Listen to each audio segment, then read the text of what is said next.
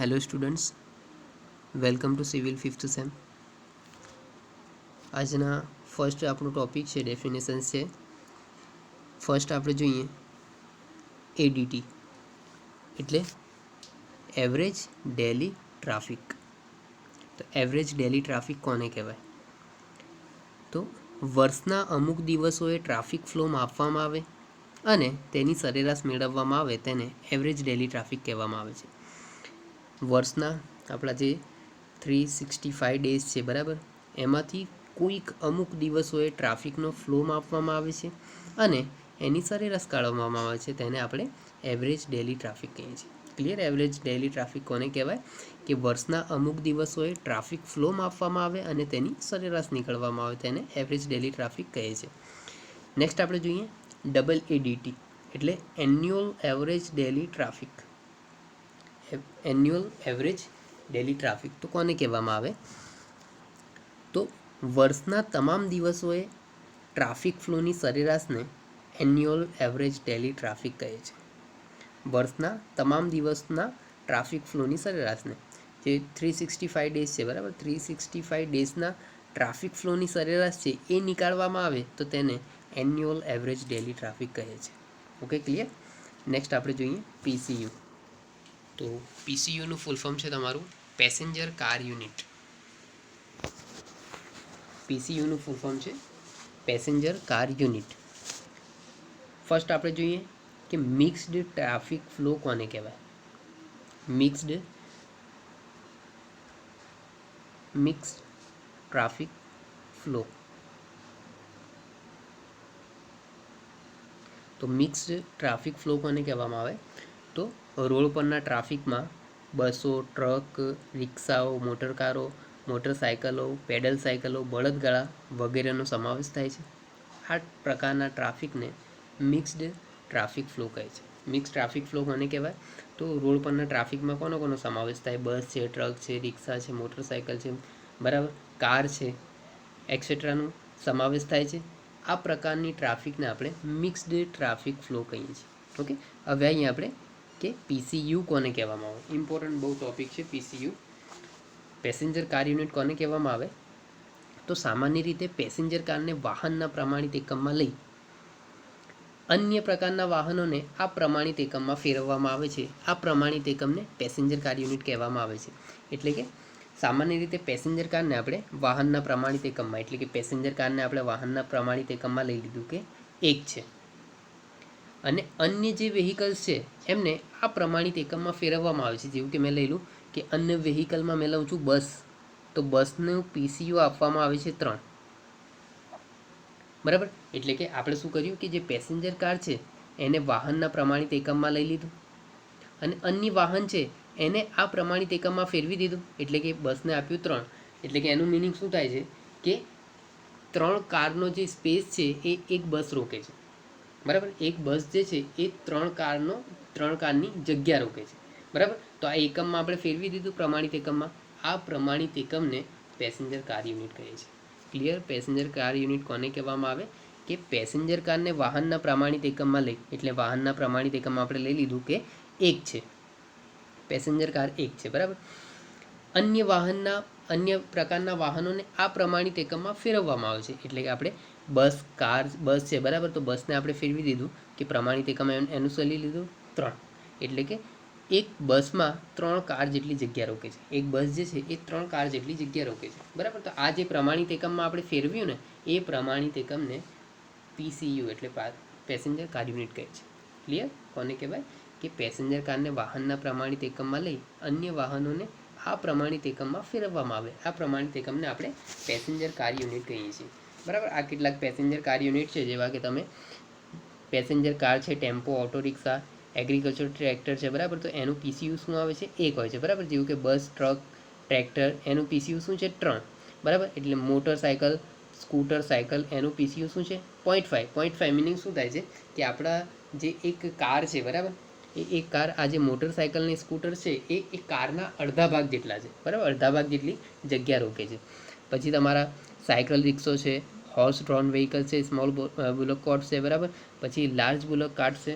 બરાબર, તો એ આ પ્રમાણે થાય છે. બરાબર, કે જે એક લાર્જ બુલોક કાર છે એ 8 પેસેન્જર કાર જેટલી જગ્યા રોકે છે. એવી રીતે પેસેન્જર કાર, આ જે તમને પેસેન્જર કાર યુનિટ્સ છે બરાબર, એવી રીતે આપવામાં આવે છે. Okay, clear PCU. નેક્સ્ટ આપણે જોઈએ તો નેક્સ્ટ આપણું બહુ ઇમ્પોર્ટન્ટ ટોપિક છે જેનું નામ છે ઓએનડી સર્વેની રીતો. બહુ ઇમ્પોર્ટન્ટ છે કે ઉદ્ભવ અને અંતિમ સ્થાન સ્ટડીની રીતો. તો ઉદ્ભવ અને અંતિમ સ્થાન સ્ટડીની રીતોની વાત કરીએ તો એની 5 રીતો છે. ફર્સ્ટ છે road side interview method, second છે હોમ ઇન્ટરવ્યૂ મેથડ, થર્ડ છે લાઇસન્સ પ્લેટ મેથડ, ફોર્થ છે રિટર્ન પોસ્ટકાર્ડ મેથડ અને ફિફ્થ છે ટેગ ઓન કાર મેથડ. બરાબર, તો આ 5 રીતથી આપણે ઉદ્ભવ અને અંતિમ સ્થાન સ્ટડીની કરી શકીએ છીએ. બરાબર, ઉદ્ભવ અને અંતિમ સ્થાન મીન્સ કે ઉદ્ભવ સ્થાન કોને કહેવાય કે જ્યાં આપણે ઓરિજિન છે, આપણે જે પ્લેસ પરથી, સપોઝ આપણે જઈ રહ્યા છીએ ગોધરાથી વડોદરા, તો જે ગોધરા છે બરાબર, તો એ ગોધરા આપણું શું છે, એ ઉદ્ભવ સ્થાન છે, આપણું ઓરિજિન છે. અને આપણી ડેસ્ટિનેશન, આપણે જવાનું કઈ છે, વડોદરા. બરાબર, તો એ છે આપણું ડેસ્ટિનેશન એટલે કે અંતિમ સ્થાન. ઓકે, તો ફર્સ્ટ આપણે રીતની વાત કરીએ તો ફર્સ્ટ છે આપણી રોડ સાઇડ ઇન્ટરવ્યૂ મેથડ. તો રોડ સાઇડ ઇન્ટરવ્યૂ મેથડ કેવી રીતે કરવામાં આવે છે, તો આ રીતમાં રોડ પર અમુક નિર્ધારિત સ્થાનોએ ટ્રેનિંગ પામેલા વ્યક્તિઓને ઊભા રાખવામાં આવે છે. શું કરવામાં આવે છે કે રોડ પર અમુક નિર્ધારિત સ્થાનો આપણે જે નક્કી કર્યા હોય બરાબર, એ ત્યાં સાઈડ જે માણસો છે બરાબર, એમને ઊભા રાખવામાં આવે છે. ત્યાંથી જે વાહનો રસ્તા પરથી જે જાય છે બરાબર, એમને રોકવામાં આવે છે અને જરૂરી માહિતી ભરી અને ફોર્મ ભરવામાં આવે છે. શું કરવામાં આવે છે કે આ રીતમાં અમુક નિર્ધારિત સ્થાનોને જે ટ્રેનિંગ થયેલા આપણા વ્યક્તિઓ છે એમને ઊભા રાખવામાં આવે છે અને વાહનો રસ્તા ઉપર રોકી જરૂરી માહિતી ફોર્મ ભરવામાં આવે છે. કઈ કઈ માહિતી એકઠી કરવામાં આવે છે, તો ફર્સ્ટ છે place end time of origin, એટલે કે તમારો ટાઈમ ઓરિજિન એટલે કે તમારું જે ઉદ્ભવ સ્થાન હતું બરાબર, એ ઉદ્ભવ તમે કંઈથી આવ્યા છો બરાબર, અને એનું ટાઈમ કંઈ છે, કેટલું હતું. સેકન્ડ છે કે place end time of destinations, એટલે કે તમારું પ્લેસ કયું છે ડેસ્ટિનેશન્સનું અને એનું ટાઈમ શું હશે. થર્ડ ઇન્ફોર્મેશન્સ મેળવવામાં આવે છે કે રૂટ, તમે કયા રૂટ ઉપરથી જવાના છો. નેક્સ્ટ તમને ઇન્ફોર્મેશન્સ પૂછવામાં આવે છે કે લોકેશન ઓફ સ્ટોપેજીસ, મીન્સ કે તમે કયા કયા લોકેશન પર ઊભા રહેવાના છો. નેક્સ્ટ છે કે પર્પઝ ઓફ ધ ટ્રીપ્સ, તમે જે ટ્રીપ કરો છો બરાબર, અહીંથી જેવું કે ગોધરાથી વડોદરા જાઓ છો, તો એનો ટ્રીપનો પર્પઝ શું છે, કયા પર્પઝથી તમે કયા હેતુથી જાઓ છો. નેક્સ્ટ છે ટાઈપ ઓફ વ્હીકલ્સ, તમારા જોડે કયા ટાઈપનું વ્હીકલ છે, અને નેક્સ્ટ કે કેટલા પેસેન્જર તમારા વ્હીકલ્સમાં છે. આટલી ઇન્ફોર્મેશન્સ આ રોડ સાઇડ ઇન્ટરવ્યૂ મેથડથી કરવામાં આવે છે. ખબર પડી કે રોડ સાઇડ ઇન્ટરવ્યૂ મેથડમાં કરવામાં શું આવે છે કે અમુક જે નિર્ધારિત સ્થાનો છે ત્યાં સાઈડ આપણે ટ્રેનિંગ થયેલા વ્યક્તિઓને ઊભા રાખવામાં આવે છે. એ વ્યક્તિઓ શું કરે છે, તો વાહનો જે રોડ પરથી પસાર થાય છે એમને રોકવામાં આવે છે અને જરૂરી માહિતી પૂછી અને ફોર્મમાં ભરવામાં આવે છે. કઈ કઈ માહિતી પૂછવામાં આવે છે, તો ફર્સ્ટ છે કે place end time of origin, એટલે કે તમારું પ્લેસ અને ટાઈમ કયો હતો, કયા જગ્યાથી તમે આવ્યા છો બરાબર. સેકન્ડ છે કે place end time of destinations, કઈ જગ્યાએ તમે જાઓ છો એનો ટાઈમ શું હશે. થર્ડ છે કે તમે જે જગ્યાએ જાઓ છો તો કયા રૂટ પરથી જશો. નેક્સ્ટ છે કે તમે કેટલા કેટલા સ્ટોપેજ લેવાના છો બરાબર, કેટલી જગ્યાએ ઊભા રહેવાના છો. નેક્સ્ટ છે કે તમે જે ટ્રીપ કરો છો એ ટ્રીપનું હેતુ શું છે. નેક્સ્ટ છે કે તમારા વેહિકલનો ટાઈપ, અને નેક્સ્ટ કે વેહિકલ્સમાં કેટલા પેસેન્જર્સ છે બરાબર. તો આ માહિતી રોડ સાઇડ ઇન્ટરવ્યૂ મેથડમાં લેવામાં આવે છે. એના ફાયદાની વાત કરીએ કે ફાયદા શું થાય છે, તો આ રીતથી જરૂરી માહિતી ખૂબ જ ઝડપથી મેળવી શકાય છે. જે માહિતી આપણને જરૂરી છે બરાબર, એ ખૂબ ઝડપથી, કેમ કે આપણે જ્યાં જે ડ્રાઈવર્સ હોય છે બરાબર, એમને આપણે ડાયરેક્ટ ક્વેશ્ચન્સ કરવામાં આવે છે ને એ લોકો આન્સર આપી દેશે. મીન્સ કે આ રીત કરીએ છીએ બરાબર, એનાથી જે માહિતી છે એ ખૂબ ઝડપથી મેળવી શકાય છે બરાબર. સેકન્ડ એનો ફાયદો શું છે, તો રીત એકદમ સરળ છે અને જે વ્યક્તિઓ છે એને જલ્દીથી ટ્રેન કરી શકાય છે. ઓકે, તો આ એના ફાયદા છે કે રીત એકદમ સરળ છે અને જે વ્યક્તિઓ છે એમને ઝડપથી આપણે ટ્રેન પણ કરી શકીએ છીએ. ઓકે, ફાયદા શું છે, તો આ રીતથી જરૂરી માહિતી ખૂબ જ ઝડપથી મેળવી શકાય છે. સેકન્ડ ફાયદો કે રીત એકદમ સરળ છે અને જે વ્યક્તિઓ છે એમને જલ્દીથી ટ્રેન પણ કરી શકાય છે. એના ગેરફાયદા શું છે, તો એનો ગેરફાયદો છે કે વાહનો રસ્તા ઉપર જ્યારે આપણે રોકીએ છીએ જેથી વાહનની અવર જવરમાં મોડું થાય છે બરાબર. અને ઘણીવાર એવું થાય છે કે જે રોડ યુઝર્સ હોય છે બરાબર, એ અણગમો વ્યક્ત પણ કરે છે બરાબર, કમ્ફર્ટેબલ ફીલ નહીં કરતા એ લોકો. ઓકે, તો આ છે એના ગેરફાયદા. ગેરફાયદા શું છે એના રોડ સાઇડ ઇન્ટરવ્યૂ મેથડના, કે જ્યારે વાહનોને રસ્તા ઉપર આપણે રોકીએ છીએ તો એનાથી શું થાય છે કે વાહનોની જે અવર જવર છે એમાં મોડું થાય છે. ઓકે ને ઘણીવાર શું થાય છે કે જે રોડ યુઝર્સ હોય છે એ અનકમ્ફર્ટેબલ ફીલ કરે છે. ઓકે, નેક્સ્ટ આપણે રીત જોઈએ. નેક્સ્ટ છે હોમ ઇન્ટરવ્યૂ મેથડ. તો હોમ ઇન્ટરવ્યૂ મેથડમાં શું કરવામાં આવે છે, તો આ રીતમાં જે તે વિસ્તારના આશરે 10% જેટલા ઘર પસંદ કરવામાં આવે છે. એટલે કે આપણે વિસ્તાર પસંદ કર્યું, બરાબર, જેવું કે આપણે લીંબોદરા વિસ્તાર પસંદ કરી દીધું, બરાબર. એ લીંબોદરા વિસ્તારમાં 10% જેટલા ઘર હોય છે એ આપણે પસંદ કરવામાં આવે છે.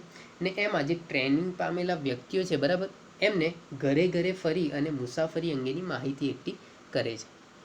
શું થાય છે કે આપણે એક વિસ્તાર પસંદ કરવામાં આવે છે, એ વિસ્તારમાં આશરે 10% જેટલા ઘર પસંદ કરવામાં આવે છે. એ 10% ઘર પસંદ કર્યા છે એમાં ટ્રેનિંગ થયેલા વ્યક્તિઓ છે એમને ઘેર ઘેર ફરી અને મુસાફરી અંગેની માહિતી એકઠી કરે છે, બરાબર. ઘરના દરેક સભ્ય માટે મુસાફરી અંગેની માહિતી મેળવવામાં આવે છે. ઘરના જેટલા બી સભ્યો હોય, બરાબર, એક ઘરમાં આપણે ગયા તો એ ઘરમાં આપણે જોયું કે લગભગ આપણા 8 સદસ્યો છે ઘરના મેમ્બર્સ, બરાબર. તો 8 જોડેથી આપણે મુસાફરી અંગેની માહિતી મેળવવામાં આવે છે કે આ મંથમાં તમારી કે આ વીકમાં કે તમારી કોઈ ટ્રીપ છે કે નહીં, બરાબર. તમારું ટ્રીપ હશે તો એનું ઓરિજિન ડેસ્ટિનેશન કયું હશે, બરાબર, એનું પર્પસ શું હશે, એની ઇન્ફોર્મેશન્સ મેળવવામાં આવે છે, બરાબર. આ ઉપરાંત બીજી બી એક્સ્ટ્રા ઇન્ફોર્મેશન્સ મેળવવામાં આવે છે, જેવી કે તમારા ઘરનો પ્રકાર કયો છે, તમારા ઘરના સભ્યો કેટલા છે, કુટુંબની આવક કેટલી છે, વાહનની માલિકી વગેરે માહિતી પણ મેળવવામાં આવે છે, બરાબર. તો આ છે આપણી home interview method. Home interview method જેવું કે એક વિસ્તાર આપણે પસંદ કરી લીધો લીંબોદરા, બરાબર. તો લીંબોદરામાં આશરે 10% જેટલા ઘરમાં આપણે પસંદ કરવામાં આવે છે. અને એ 10% ઘર જે આપણે પસંદ કરીએ છીએ એમાં ટ્રેનિંગ થયેલા વ્યક્તિઓને ઘેર ઘેર ફરી મુસાફરી અંગેની માહિતી એકઠી કરે છે, બરાબર. ઘરના દરેક સભ્ય માટે મુસાફરી અંગેની માહિતી મેળવવામાં આવે છે. એટલે કે હરેક જે ઘરના સભ્ય છે, બરાબર, બધા જોડેથી મુસાફરીની માહિતી મેળવવામાં આવે છે કે આ મંથમાં તમારી કોઈ મુસાફરી છે કે નહીં, અગર મુસાફરી હશે તો એનો પર્પસ કયું હશે, એનો રૂટ કયું હશે, એની ઓરિજિન કઈ હશે, ડેસ્ટિનેશન્સ કઈ હશે, બરાબર. આવી ઇન્ફોર્મેશન્સ પૂછવામાં આવે છે. આ ઉપરાંત બીજી બી ઇન્ફોર્મેશન્સ પૂછવામાં આવે છે, જેવું કે તમારા ઘરનો પ્રકાર કયો છે, ઘરના સભ્યો કેટલા છે, કુટુંબની આવક કેટલી છે, વાહનની માલિકી વગેરે પણ માહિતી મેળવવામાં આવે છે. એના ફાયદાની આપણે વાત કરીએ તો ફાયદા શું મળે, તો ફર્સ્ટ ફાયદો છે કે આ રીતથી જે તે વિસ્તારની હાલની મુસાફરી અંગેની જરૂરિયાતો જાણી શકાય છે, બરાબર. કે આ વિસ્તારમાં જે આપણે ઘરે ગયા, બરાબર, તો એ ઘરવાળાઓની જો હાલની મુસાફરી હશે, બરાબર, કોઈ, તો એની અંગેની આપણે જરૂરિયાતો હોય છે એ જાણી શકીએ છીએ. ઓકે, એના ગેરફાયદા શું છે, તો આ રીતથી મેળવેલી માહિતી ઓછી ભરોસાપાત્ર હોય છે. આ રીતથી જે આપણે માહિતી મેળવી છે એ ઓછી ભરોસાપાત્ર હોય છે. કેમ કે આપણે બી જાણીએ છીએ કે આપણા ઘરે બી કોઈ આવી અને આવા ક્વેશ્ચન્સ આપણને પૂછે કે તમારે કંઈ જવાનું છે, તમારી કોઈ ટ્રીપ છે, એનો પર્પસ શું હશે, એનો ઓરિજિન કયું હશે, ડેસ્ટિનેશન્સ કયું હશે, રૂટ કયું હશે, તો આપણે બી અનકમ્ફર્ટેબલ ફીલ કરીએ અને એમને એવા જે જવાબ એ લોકો માગે છે એવા આપણે જવાબ નહીં આપી શકતા એમને, બરાબર. તો આ રીતથી જે મેળવીએ છીએ ડેટા એ ઓછી ભરોસાપાત્રવાળા હોય છે, બરાબર. આ રીત કેવી છે, આ રીત ખર્ચાળ છે અને કંટાળાજનક છે. ખર્ચાળ છે અને કંટાળાજનક બી છે. કેમ કે આપણે એક જગ્યાએથી બીજી જગ્યાએ ઘરોમાં જવું પડે છે, બરાબર. ત્યાં સાઈડ એકબીજાને પૂછવા પડે છે, કેટલાક ઘરના મેમ્બર છે બધાને પૂછવું પડે છે. તો આ રીત કેવી કંટાળાજનક આવે. ઓકે, ને રીત ખર્ચાળ બી છે, કેમ કે એક પ્લેસ પરથી બીજા પ્લેસ પર આપણે જવું પડે છે, એટલા માટે આ રીત કેવી ખર્ચાળ છે. ઓકે, તો આ એના ફાયદા ગેરફાયદા. ફાયદા શું છે એના, કે જે તે વિસ્તારની હાલની મુસાફરી અંગેની જરૂરિયાતો જાણી શકાય છે. એના ગેરફાયદા શું છે, કે આ રીતથી મેળવેલી માહિતી ઓછા ભરોસાપાત્ર હોય છે અને આ રીત કેવી છે, ખર્ચાળ અને કંટાળાજનક છે. નેક્સ્ટ આપણે જોઈએ તો નેક્સ્ટ છે આપણું કે લાયસન્સ પ્લેટ મેથડ. તો નામ પરથી જ તમે જોજો કે લાયસન્સ પ્લેટ એટલે કે જે ગાડી આપણી જે વ્હીકલ્સ છે, જે કાર છે, એની જે લાયસન્સ પ્લેટ હોય છે ને એના રિલેટેડ, બરાબર. તો આ રીતમાં શું કરવામાં આવે છે, તો આ રીતમાં જે તે વિસ્તારનો અભ્યાસ કરવાનો હોય તે સમગ્ર વિસ્તારને ઘેરી લેવામાં આવે છે. જે વિસ્તારનો આપણે અભ્યાસ કરવાનો છે, બરાબર, જે વિસ્તારમાં આપણે આ સ્ટડી કરવાની છે લાયસન્સ પ્લેટ મેથડ, એ વિસ્તારને ઘેરી લેવામાં આવે છે. એ વિસ્તારના એન્ટ્રી પોઈન્ટ અને એક્ઝિટ પોઈન્ટ્સ ઉપર ઓબ્ઝર્વર્સને ઊભા રાખવામાં આવે છે. એટલે કે વ્યક્તિઓને ઊભા રાખવામાં આવે છે, બરાબર. જ્યારે વ્હીકલ્સ એન્ટ્રી પોઈન્ટ પરથી દાખલ થાય છે ત્યારે એની લાયસન્સ પ્લેટ નંબર અને સમય નોંધવામાં આવે છે. જ્યારે શું કરવામાં આવે છે કે આ રીતમાં જે તે વિસ્તારનો અભ્યાસ કરવામાં આવે તો આપણે જોઈએ છીએ, બરાબર, કે આપણે કોઈ એક વિસ્તાર લીધું કે જેવું લીંબોદરા લીધું, બરાબર. તો લીંબોદરાનું આપણે સ્ટડી કરીએ છીએ, બરાબર. તો લીંબોદરાના વિસ્તારને આપણે ઘેરી લીધું. એ વિસ્તારનો જે એન્ટ્રી પોઈન્ટ છે કે જ્યાંથી આપણે એન્ટ્રી થવાની છે ને અને જ્યાં એક્ઝિટ થવાના છે, બરાબર, એન્ટ્રી પોઈન્ટ અને એક્ઝિટ પોઈન્ટ ઉપર ટ્રેન થયેલા વ્યક્તિઓને ઊભા રાખવામાં આવે છે, બરાબર. જ્યારે એન્ટ્રી પોઈન્ટ પરથી વ્હીકલ કોઈ પસાર થાય છે ત્યારે એ વ્હીકલનો લાઇસન્સ પ્લેટ નંબર અને સમય નોંધવામાં આવે છે. એવી જ રીતે જ્યારે એક્ઝિટ પોઈન્ટ ઉપરથી જે વ્હીકલ જાય છે, બરાબર, એનું લાઇસન્સ પ્લેટ નંબર અને સમય નોંધવામાં આવે છે. ઓકે, પછી આ જે બહાર નીકળતા અને અંદર જતા બંને વ્હીકલ્સ છે, બરાબર, ઇન અને આઉટ બંનેની અલગ અલગ શીટ વાપરવામાં આવે છે, બરાબર. ડેટા બંનેના અલગ અલગ રાખવામાં આવે છે. તો આ છે licence plate method. Licence plate method કેવી રીતે કરવામાં આવે છે કે જે વિસ્તારમાં આપણે કરવાની હોય આ મેથડ, એ વિસ્તારને ઘેરી લેવામાં આવે છે. ત્યાં એન્ટ્રી પોઈન્ટ અને એક્ઝિટ પોઈન્ટ આગળ આપણે ઓબ્ઝર્વર્સ એટલે કે ટ્રેન થયેલા વ્યક્તિઓને ઊભા રાખવામાં આવે છે. જ્યારે વ્હીકલ્સ એન્ટ્રી પોઈન્ટ પરથી જાય છે ત્યારે જે ઓબ્ઝર્વર હશે એ શીટમાં જે વાહનની લાઇસન્સ પ્લેટ નંબર અને સમય નોંધી લેશે. જે ઓબ્ઝર્વર્સ એક્ઝિટ પોઈન્ટ પર હશે, બરાબર, ત્યારે ત્યાંથી વ્હીકલ જે પસાર થશે એનું લાઇસન્સ પ્લેટ નંબર અને સમય નોંધી લે છે, બરાબર. આ બંને માટેની જે શીટ્સ હોય છે એ અલગ અલગ હોય છે, બરાબર. તો આ રીતે લાઇસન્સ પ્લેટ મેથડ કરવામાં આવે છે. એના ફાયદા શું છે? લાઇસન્સ પ્લેટ મેથડના આપણે ફાયદા જોઈએ. તો એના ફાયદા શું છે? તો આ રીત નાના વિસ્તાર અને જ્યાં એન્ટ્રી તથા એક્ઝિટ પોઈન્ટ ઓછા હોય ત્યાં માટે અનુકૂળ છે. વિસ્તાર નાનો હોય અને એન્ટ્રી પોઈન્ટ્સ અને એક્ઝિટ પોઈન્ટ્સ જે છે એ ઓછા હોય ત્યાં લાઇસન્સ પ્લેટ મેથડ છે એ અનુકૂળ છે, બરાબર. ફિલ્ડ વર્ક સરળ અને સહેલું જ છે, કેમ કે જે આ એન્ટ્રી પોઈન્ટ પરથી જે વ્હીકલ જશે, બરાબર, તો એનું નંબર પ્લેટ નોંધી લેશું અને સમય નોંધી લેશું. જ્યારે એક્ઝિટ પોઈન્ટ ઉપરથી એ વ્હીકલ બહાર જશે, બરાબર, તો એનું નંબર પ્લેટ નોંધી લેશું અને સમય નોંધી લેશું. મીન્સ કે જે ફિલ્ડ વર્ક છે એ એકદમ કેવું સરળ છે. ઓકે, તો એના ફાયદા છે કે આ રીતથી નાના વિસ્તાર અને જ્યાં એન્ટ્રી પોઈન્ટ અને એક્ઝિટ પોઈન્ટ ઓછા હોય ત્યાં અનુકૂળ છે. અને સેકન્ડ ફાયદો શું છે કે ફિલ્ડ વર્ક સરળ અને સહેલું છે. એના ગેરફાયદા શું છે? તો ગેરફાયદા એ છે કે ઓફિસમાં ગણતરીઓ અને પૃથ્થકરણ કરવાનું મુશ્કેલ પડે છે, બરાબર. કેમ કે કોઈ એક વ્હીકલ્સ પસાર થયું, બરાબર, તો એવું તો છે નહીં કે અહીંયા આપણે એન્ટ્રી પાડી, બરાબર, કે ફર્સ્ટ વ્હીકલ પસાર થયો જેનું નંબર છે GJ17J 9985, બરાબર. હવે સેકન્ડ વ્હીકલ એન્ટ્રી થઈ, બરાબર, એનું નંબર છે GJ17AA 9981, બરાબર. હવે આ બે જે વ્હીકલ્સ અહીંથી પસાર થયા છે, અંદર એન્ટ્રી થઈ છે, બરાબર. હવે એક્ઝિટ ઉપર ફર્સ્ટ આ વ્હીકલ નીકળી જાય તો આમાં આપણે એન્ટ્રી પોઈન્ટ આગળ આપણું ફર્સ્ટ એન્ટ્રી શું હશે? 9985ની. જ્યારે એક્ઝિટ પોઈન્ટ ઉપર ફર્સ્ટ એન્ટ્રી શેની હશે? 9981. એટલે કે આ જે બે ડેટાસ છે એને મળવાની ઓફિસમાં એની ગણતરીઓ કરવાની અને એનું પૃથ્થકરણ કરવાનું ઘણું મુશ્કેલ પડે છે, બરાબર. તો આ એનો ગેરફાયદો છે કે ઓફિસમાં ગણતરીઓ અને પૃથ્થકરણ કરવાનું મુશ્કેલ છે. નેક્સ્ટ આપણે જોઈએ તો નેક્સ્ટ છે રિટર્ન પોસ્ટકાર્ડ મેથડ. નામ પરથી જ તમે જોજો કે પોસ્ટકાર્ડ રિટર્ન થ્રુ આપણે આ જે મેથડ છે એ કરવામાં આવે છે. તો શું કરવામાં આવે છે? તો આ રીતમાં રસ્તા ઉપર અમુક નક્કી કરેલા એક પોઈન્ટ્સ આગળ વાહન ચાલકોને પ્રીપેડ બિઝનેસ રિપ્લાય પોસ્ટકાર્ડ આપવામાં આવે છે.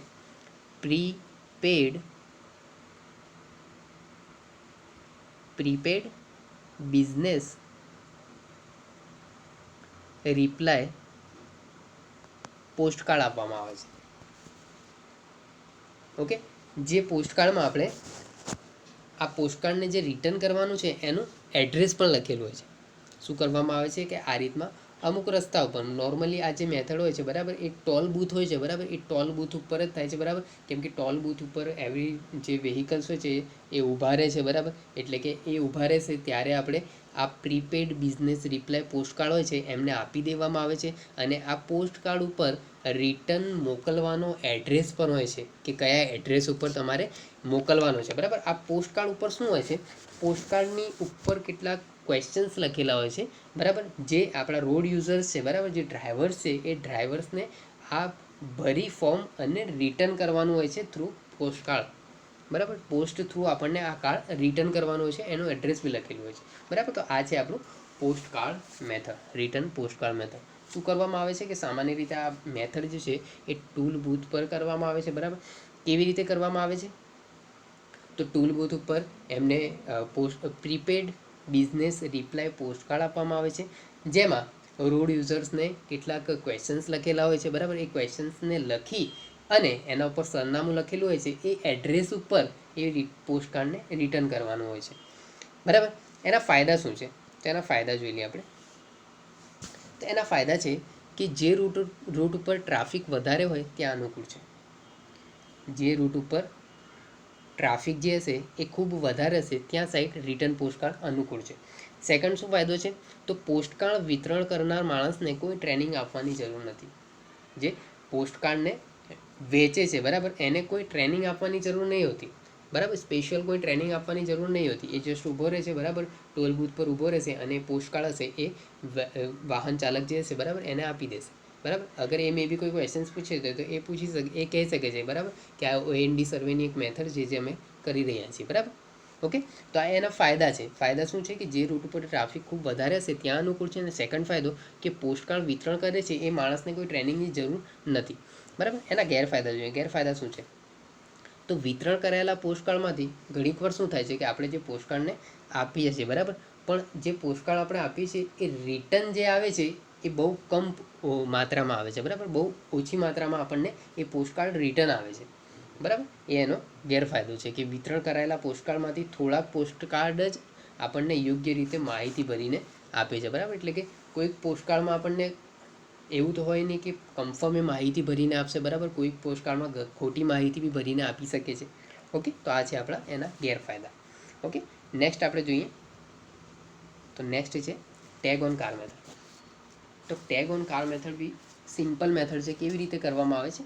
તો આ રીતમાં નાનકડો વિસ્તાર છે, બરાબર. કોઈ એક વિસ્તાર આપણે લઈ લીધું, કોઈ બી વિસ્તાર આપણે લઈ લીધું, બરાબર.